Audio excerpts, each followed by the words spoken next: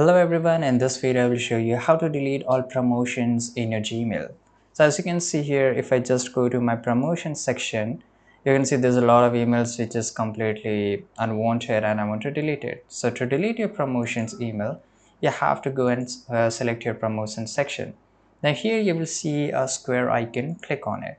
Once you click on it, automatically it will select all the emails which is available here. By the way, there are 1442 extra emails inside promotion. So you have option to select it. So if you want to select it, you can do so, right? Now here, once you have selected, here you will find a dustbin icon which is called delete. Now here click on delete. It will ask you for the confirmation. Then I will just click on OK, and as you can see here, my all promotion email has been deleted. So these are some of the extra promotion emails. So I have to repeat the same thing. I have to select each and everything here, click on dustbin icon, click on OK, and it will get deleted.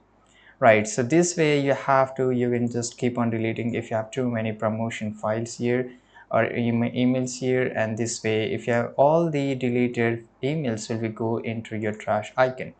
So here you can see everything is available here, and automatically after 30 days it will get deleted. If you want to delete it now, just click on empty trash now, click on OK.